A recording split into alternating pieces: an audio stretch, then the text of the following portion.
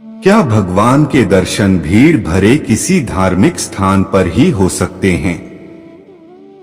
क्या भगवान का आशीष पाने के लिए भक्त को किसी तीर्थ स्थल पर जाना जरूरी है? इन मामलों पर अक्सर बहस होती रही है।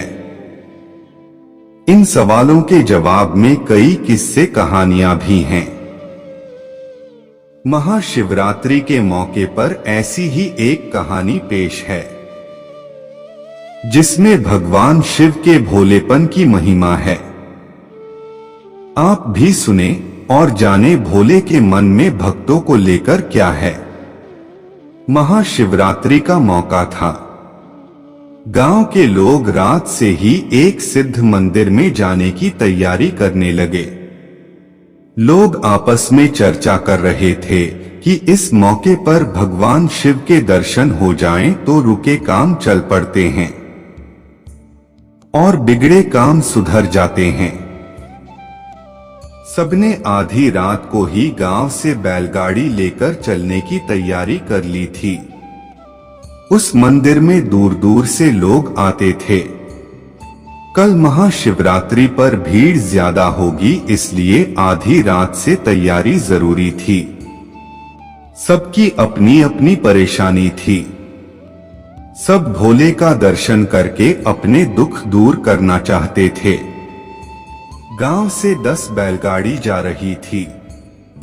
कालू लोहार भी जाना चाहता था, लेकिन किसी बैलगाड़ी पर उसे जगह नहीं मिली।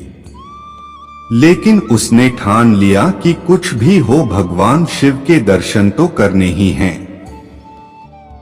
हालांकि उसकी कोई मन्नत नहीं थी, लेकिन वह भगवान के दर्शन से अपना जन्म सफल करना चाहता था। पैदल ही चल पड़ा। रबड़ का रास्ता जितना चलता उतनी दूरी बढ़ती। आधी रात से ही कालू चल रहा था। सुबह हो चली थी। रात में तो पता नहीं चला, लेकिन जैसे जैसे धूप तेज होती उसकी भूख प्यास से थकान दोगुनी होती जाती। ऊपर से रास्ता जैसे रबड़ का हो, जितना चलता ऐसा लगता जैसे दूरी और बढ़ जाती। भूख प्यास से व्याकुल कालू के तलवे में छाले पड़ गए थे। खून रिपटे पैरों में मिट्टी चिपक गई थी। पसीने से बेहाल हो गया था, ऐसा लगता जैसे अभी गिर पड़ेगा। दोपहर मंदिर पहुंचा तो देखा भीड़ इतनी कि रात तक दर्शन हो जाएं तो बड़ी बात। लोग आते ही जा रहे थे। धक्का मुक्की में बार बार वह लाइन से बाहर हो जाता और उसे फिर से लाइन में लगना पड़ता। एक बार तो भीड़ की धक्का मुक्की ने उसे आधे रास्ते लाइन से बाहर धकेल दिया। लाइन से बाहर होते ही वह गिरकर बेहोश हो गया। होश आया तो देखा लाइन पीछे और लंबी हो चुकी थी। थकान और प्यास तो थी ही, अब उसकी हिम्मत भी जाती रही। निराश होकर बिना दर्शन मंदिर से लौटना पड़ा। उसने वहीं से लेटे लेटे भगवान को प्रणाम किया और भगवान से क्षमा मांगकर घर की ओर वापस लौट पड़ा। दिन था सो उसने शॉर्टकट रास्ता पकड़ लिया। यह रास्ता जंगल और खेतों से होते हुए जाता था। जंगल खत्म होने के बाद जहां से खेत शुरू होते थे, वहां झाड़ियों में एक पुराना भगवान शिव का मंदिर था। वहां कोई नहीं जाता था। शांति देखकर वह मंदिर के फर्श पर लेट गया।